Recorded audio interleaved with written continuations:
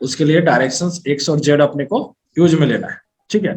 और यहाँ पे हॉरिजॉन्टल लोड के अंदर आपके दो लोड होते हैं, एक आपका विंड लोड आता है जिसके लिए IS 875 पार्ट 3 यूज करते हैं, और ये दोनों कोड मैं एक साथ ही शेयर कर दूंगा आज, है ना। IS 1893 पार्ट 1 ठीक है 2016, ठीक है। ये लेटेस्ट मैंने डाउनलोड कर रखा है, तो आप इसी को फॉलो कीजिएगा। तो मैं शेयर भी कर दूंगा दोनों कोड आज। तो सबसे पहले अपन विंड लोड देखते हैं। तो विंड लोड के लिए मैंने बताया था कि अगर बिल्डिंग की हाइट 10 मीटर से ज्यादा है तो उस केस में आपको विंड लोड स्ट्रक्चर्स पे अप्लाई करना होगा, ठीक है। जिसके अंदर मैंने बताया था कि कैलकुलेशन स्टेप्स अपने को, अगर विंड लोड कैलकुलेट करना है किस तरीके से अप्लाई करना है विंड लोड।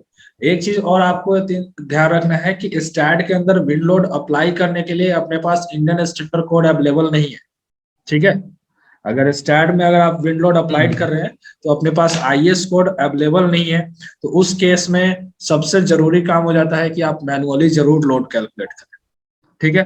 अदरवाइज फिर अपने को अमेरिकन कोड के हिसाब से फॉलो करना पड़ेगा, तो वहां से डाटा का वेरिएंट भी अपने शो करता है। जो आपका डेटा होगा उसमें आपको वेरिएंट भी शो करेगा, क्योंकि उस कोड में कंप्लीटली IS कोड के अकॉर्डिंग फॉलो नहीं करेगा, उसका डेटा अप्रोक्सीमेट आप मान सकते हो कि सेम रहता है। तो इसलिए मैनुअली लोड के ऊपर भी अपन काम करेंगे, किस तरीके से कहाँ से अपने को मैनुअली लोड कैलकुलेट करके अपन स्ट्रक्चर पे एनालिसिस कर सकते हैं, डिजाइन कर सकते हैं, ठीक है।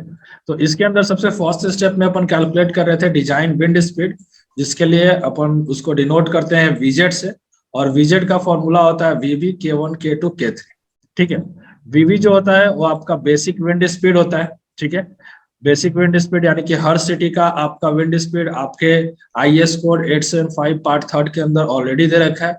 अगर आपको नोन है तो आप डायरेक्टली लेके यूज में ले सकते हैं बेसिक विंड स्पीड। अगर आपको नहीं पता है कि जिस सिटी में आप डिजाइन कर रहे हो वहां का विंड स्पीड क्या है, तो आप IS कोड की हेल्प से वहां उसका विंड स्पीड आप फाइंड आउट कर सकते हैं। K1 जो है वो आपका रिस्क कोफिशिएंट फैक्टर है। रिस्क कोफिशिएंट फैक्टर के लिए अपन टेबल नंबर 1 यूज करते हैं, जिसके अंदर आपको ये चीज पता होना चाहिए कि या तो बिल्डिंग का आपको क्लास पता होना चाहिए, क्लास ऑफ स्ट्रक्चर, किस टाइप की आप बिल्डिंग बनाने जा रहे हो, या फिर बिल्डिंग की लाइफ साइकिल आपको पता होना चाहिए, और थर्ड आपको डिजाइन विंड स्पीड आपको पता होना चाहिए, सॉरी बेसिक विंड स्पीड आपको पता होना चाहिए। अगर ये तीन डेटा, अगर तीनों में से आपको कोई भी आपको दो डेटा अगर पता है तो आप K1 की वैल्यू आप कैलकुलेट कर सकते हैं। सेकेंड आता है आपका वैल्यू K2। K2 कैलकुलेट करने के लिए आपको सबसे पहले आपको चेक करना होगा कि आपकी बिल्डिंग की कैटेगरी किस में आ रही है, ठीक है। और बिल्डिंग की कैटेगरी को अगर जस्टिफाई करना है तो उसके लिए हाइट ऑफ बिल्डिंग आपको पता होना चाहिए कि बिल्डिंग की हाइट कितनी है, ठीक है। उसके बाद आपको चेकआउट करना होगा कि क्लास ऑफ बिल्डिंग कौन सी हो, किस क्लास में बिल्डिंग, आपके 3 क्लास होते हैं बिल्डिंग के, वो आपको देखना पड़ेगा कि किस क्लास के अंदर अपनी बिल्डिंग लाई कर रहे हैं, ठीक है। या जो भी आप स्ट्रक्चर बना रहे हो वो किस क्लास में लाई कर रहे हैं। K3 जो होता है वो आपका टोपोग्राफी फैक्टर होता है। K3 की वैल्यू मोस्ट प्रोबेबली अपन 1 लेके ही चलते हैं, 99% केसेस में K3 की वैल्यू 1 ही रहता है, ठीक है। तो इसको अपन IS कोड में देखते हैं कि IS कोड के अंदर अपने को वैल्यू कहाँ कहाँ से अपने को यूज में लेना है, ठीक है। तो सबसे पहले यहाँ पे मैंने आपको बताया था बेसिक विंड स्पीड के लिए। तो बेसिक विंड स्पीड के लिए अप्रोक्स आपका पेज नंबर 53 पे आपका ये दे रखा है, पेज नंबर 53 पे यहाँ पे आपको बेसिक विंड स्पीड आपको दे रखा है at 10 metre height for some important cities and town. आपको यहाँ से देखना है, वेरीफाई करना है कि आपकी बिल्डिंग किस सिटी में है और वहां का बेसिक विंड स्पीड क्या है। जैसे अगर मेरे को जयपुर का देखना है तो यहाँ पे आप देख सकते हैं जयपुर का जो विंड स्पीड है वो 47 मीटर पर सेकेंड है, राइट। ये यूनिट जो होगी वो आपका मीटर पर सेकेंड है। VB को कैलकुलेट करने के बाद अपने को K1 की वैल्यू कैलकुलेट करनी होती है, ठीक है। K1 की जो वैल्यू आपको मिलेगी वो पेज नंबर आपको 7 पे मिलेगा, 7 नहीं 8 पे आपका वैल्यू दे रखा है, ठीक है। यहाँ पे आपको मैंने अपने को फॉर्मूला जो है वो आपको ये यूज करना है, ठीक है। और अगर क्लॉज नंबर की बात करते हैं तो ये आपका क्लॉज जो है ये पूरा का पूरा बेसिक विंड स्पीड का ही है, ठीक है। बेसिक विंड स्पीड अगर आपको कैलकुलेट करना है डिजाइन विंड स्पीड, तो उसके लिए आपको इस एक्सप्रेशंस का यूज करना है और उसमें आपको K1 K2 और K3 की वैल्यू अपने को कैलकुलेट करनी है, ठीक है। तो K1 की वैल्यू यहाँ पे कैसे कैलकुलेट होगा, उसके लिए अपने को फॉलो करना है टेबल नंबर 1। टेबल नंबर 1 जो है वो आपको पेज नंबर 11 पे आपको मिलेगा, ठीक है, यहाँ पे ये आपका दे रखा है टेबल नंबर 1। ठीक है, आप देख सकते हैं ये आपका टेबल यहाँ पे बना हुआ है। ठीक है, इसके अंदर यहाँ पे आपको दे रखा है कि आपको अगर विंड की स्पीड अगर अपने को पता है, तो आप देख सकते हैं मिनिमम जो विंड की स्पीड का रेंज है वो 33 मीटर पर सेकेंड है और मैक्सिमम 55 मीटर पर सेकेंड है।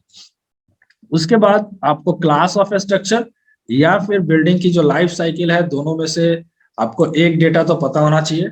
उसके बेसिस पे अपन K1 की वैल्यू कैलकुलेट कर सकते हैं। बिल्डिंग आपका जनरल स्ट्रक्चर है, टेम्पररी शेड है, आपका presenting low hazard of life है, या फिर कोई इंपॉर्टेंट सर्विसेज बिल्डिंग आप बना रहे हैं। ठीक है, उसके अकॉर्डिंग यहाँ से अगर अपने को चेक करना है जयपुर के लिए, तो ये आपका 47 मीटर पर सेकेंड है। तो यहाँ पे आप देख सकते हैं ये डेटा आपको दे रखा है। इनमें से आपको कोई भी डेटा यूज कर सकते हैं, आपको क्लास के अकॉर्डिंग यहाँ से आप डेटा को जस्टिफाई कर सकते हैं। ठीक है, तो यहाँ से अपना K1 कैलकुलेट हो जाएगा। उसके बाद K2 को अगर कैलकुलेट करना है तो K2 के लिए अपने को पेज नंबर 12 पे जाना है। पेज नंबर 12 पे यहाँ पे आपका K2 के लिए टेबल बना हुआ है। आप देख सकते हैं ये आपका K2 का टेबल है। ठीक है, राइट। तो सबसे पहले आपको कैलकुलेट क्या करना होगा, आपको यहाँ से चेक करना है कि आपकी बिल्डिंग की हाइट क्या है। राइट, यहाँ से अपने को ये चेक करना होगा बिल्डिंग की हाइट क्या है, और उसके बेसिस पे आपको कैटेगरी का पता चल जाएगा कि आपको किस कैटेगरी में आपका बिल्डिंग लाई कर रहा है। ठीक है, कैटेगरी 1, 2, 3, 4 कैटेगरी अगर आपको पता चल गया तो आपको क्लास ऑफ बिल्डिंग आपको देखना होगा कि आपको किस बिल्डिंग के अंदर क्या क्लास अपना यूज होगा। ठीक है, उसके बाद जब ये चीजें पता चल जाएगी तो आपको जो भी हाइट है, सपोज मान लो कि आपकी बिल्डिंग की हाइट 20 मीटर है, तो 20 मीटर के सामने आपको यहाँ पे सारा जो भी रिजल्ट है इनमें से कोई एक कैटेगरी के अंदर लाई होगा, और किसी एक क्लास में वो लाई करेगा तो उस डेटा को अपन यूज में लेंगे। ठीक है, अब यहाँ पे दो चीजें आती है कि कैटेगरी कैसे आइडेंटिफाई होगा और क्लास कैसे आइडेंटिफाई होगा। तो कैटेगरी अगर चेकआउट करना है तो कैटेगरी के लिए आपको पेज नंबर 8 पे आप यहाँ पे जाओगे तो आपको 4 कैटेगरी दे रखा है ऑलरेडी। आप देख सकते हो यहाँ पे आपका कैटेगरी 1, कैटेगरी 2, कैटेगरी 3 और कैटेगरी 4। कैटेगरी 1 ये कहता है कि आपका जो स्ट्रक्चर होगा वो 1.5 मीटर 1.5 मीटर से कम होना चाहिए, वो आपका कैटेगरी फर्स्ट में लाई करेगा।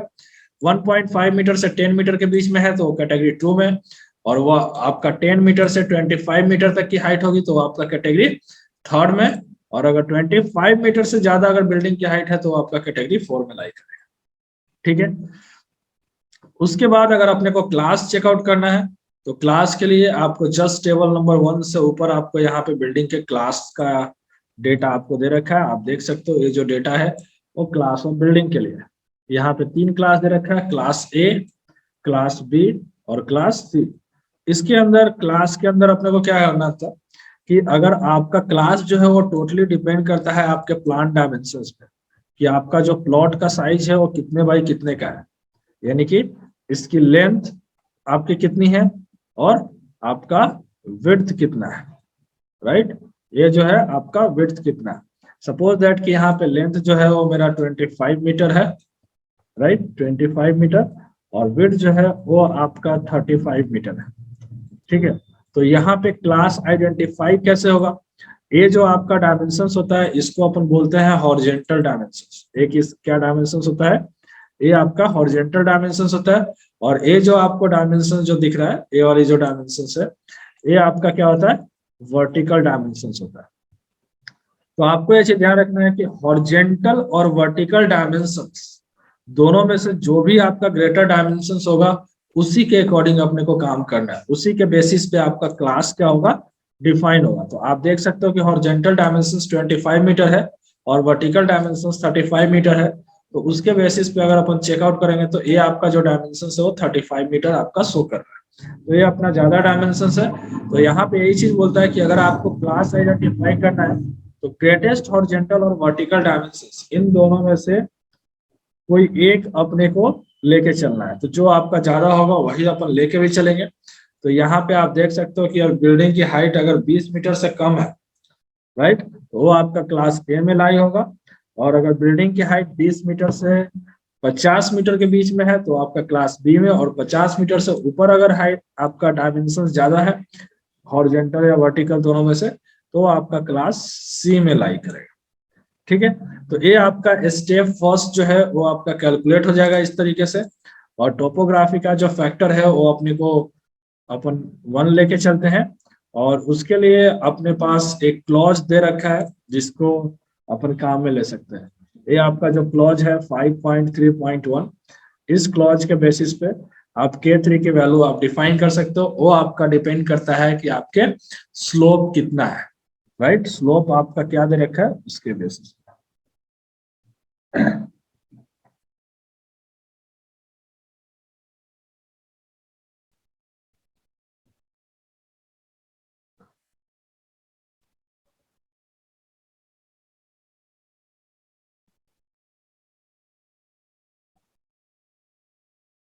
ठीक है, तो ये आपका फर्स्ट आपका जो स्टेप्स है वो आपका कैलकुलेट हो जाएगा यहाँ से।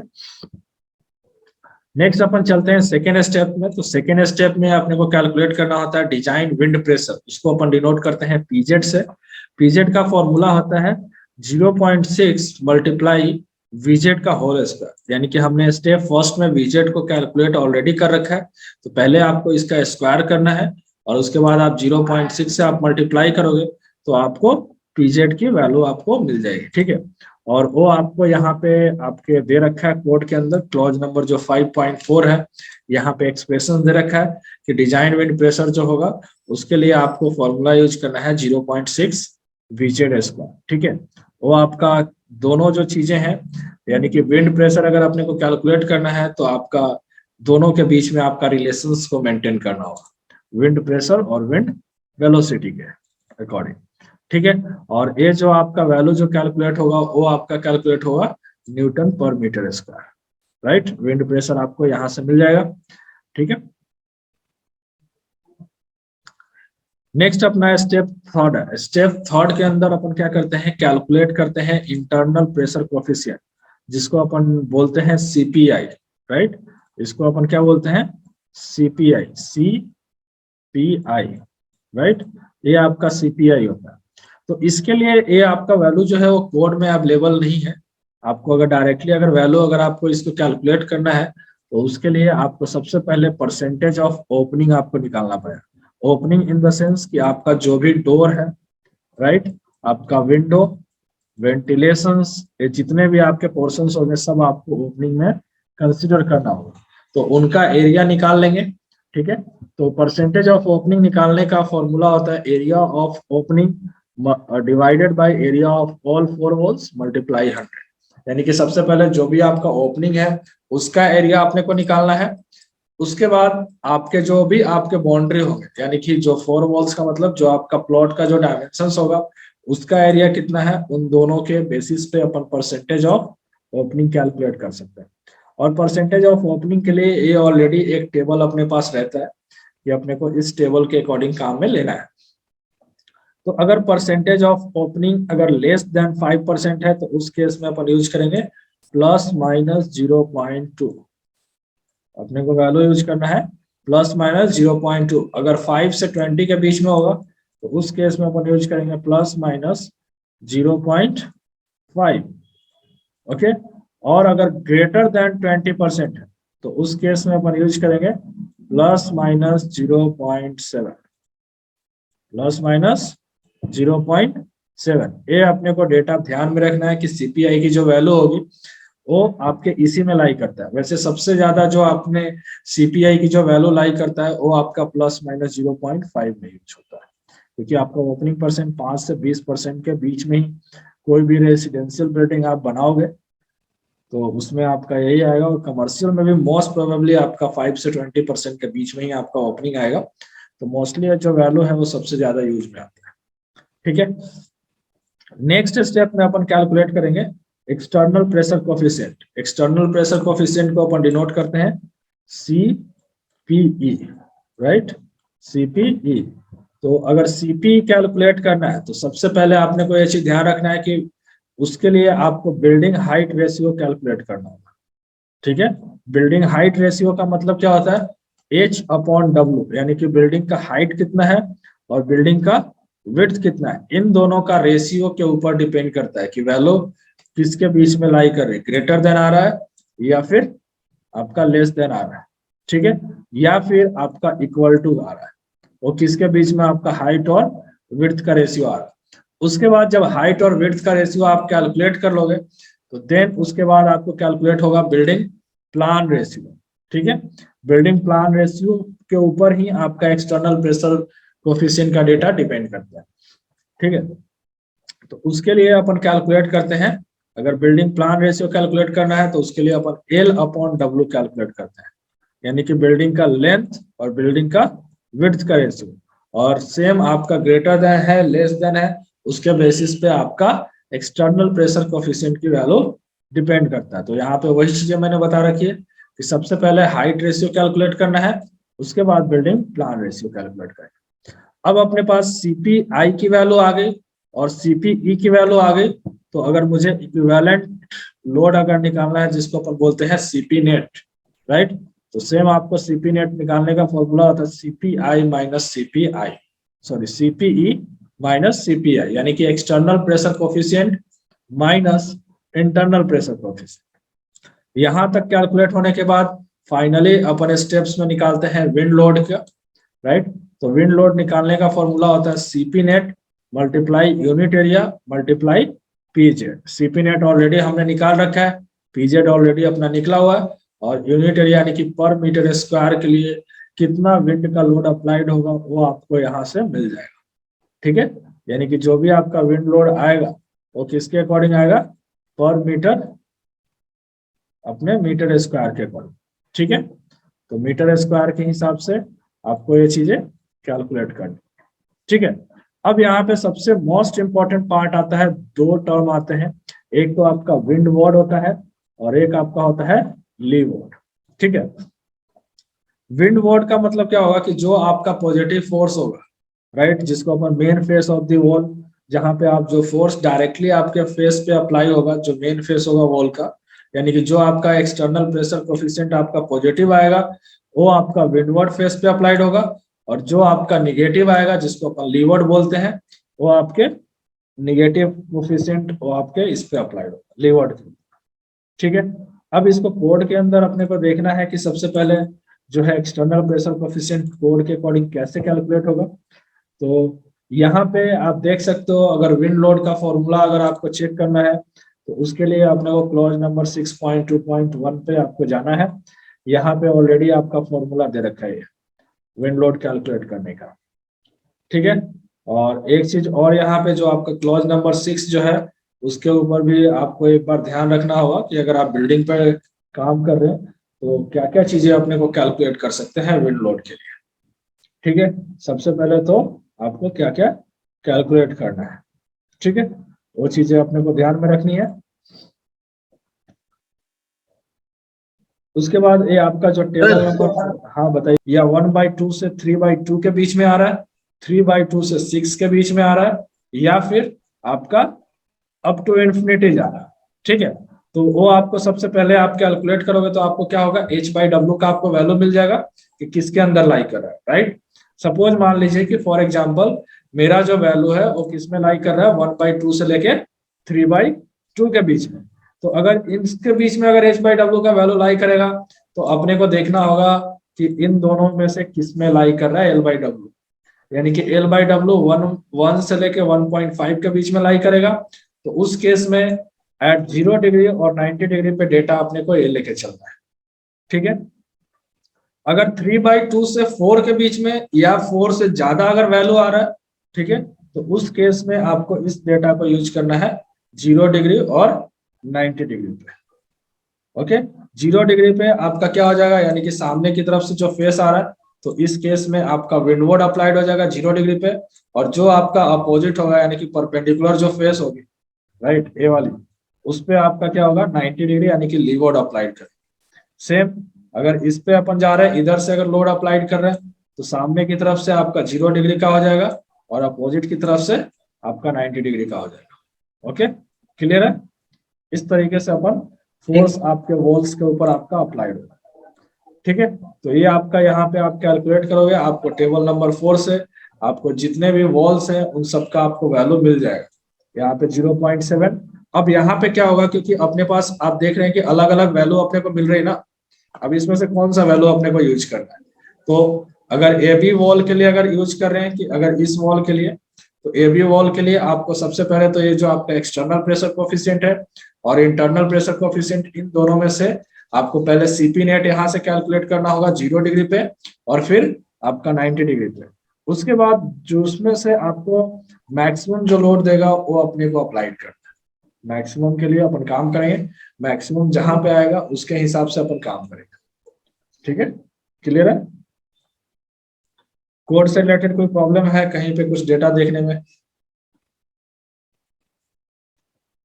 यहां तक ओके है सब कुछ? ठीक है। इसके अलावा इस कोड में अपने पास एक चीज और क्या दे रखी है वो मैं आपको बता देता हूँ, जो अपने काम में आती रहती है। रूफ के लिए अपने को काम में लेना नहीं है क्योंकि अपने इसमें रूफ वगैरह बनाते नहीं है अपने स्टैड में।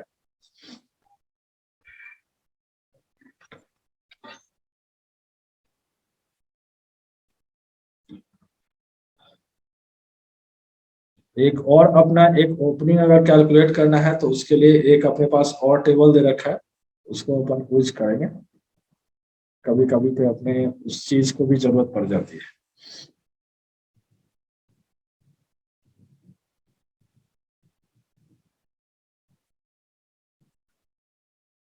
हाँ, यहाँ पे आप देखिए एक पेज नंबर यहाँ पे देख रहा, ये आपका पेज नंबर जो है वो 38 पे इस वाले टेबल की बहुत ज्यादा अपने को रिक्वायरमेंट रहती है कि अगर इन केस ओपनिंग परसेंटेज अपने को नहीं पता है तो अपन विड्थ बाय लेंथ का आप रेशियो निकाल सकते हो। बी बाई एल का जो है वो आपका अगर 1 से कम आ रहा है या फिर 1 से ज्यादा आ रहा है तो उस केस में आप यहाँ से डायरेक्टली विंड वोट कैलकुलेट कर सकते हो। सीपीई की वैल्यू आपको डायरेक्टली यहाँ से मिल जाएगी। ठीक है सर, क्लियर है? दिख रहा है? यहाँ पे 3 वैल्यू है सीपीई की, एक है +0.8, एक -0.5 और एक है आपका -0.4। तो आप तीनों में से कोई सा भी आप वैल्यू यूज कर सकते हैं। ठीक है, ओके। तो तो ये टेबल की अपना, जरूरत नहीं है, डायरेक्ट कैलकुलेट हो जाए। हाँ डायरेक्ट कैलकुलेट हो जाए। अगर बी बाई एल रेशियो आपका अगर ऑलरेडी अगर मिल जाता है डायरेक्टली तो आपको एक्सटर्नल प्रेशर कोफिशिएंट की 3 वैल्यू होती है, इन तीनों में से आपको एक वैल्यू लाई करेगा, वो आपको अपने को चेक करना होगा। ठीक है, और वो चेक कैसे होगा? तो उसके लिए यहाँ पे ऑलरेडी आप देख सकते हो कि यहाँ पे दे रखा है कि अगर एवरेज वैल्यू आ रहा है तो उस केस में अपन यूज करेंगे आपका 1 अगर आ रहा है डायरेक्टली, यानी कि कोई भी लेस देन और ग्रेटर देन वैल्यू नहीं मिल रहा है तो उस केस में आप डायरेक्टली आप यूज कर सकते हो अपने अकॉर्डिंग एवरेज वैल्यू। इन दोनों में से फिर आपको एवरेज निकालना पड़ेगा।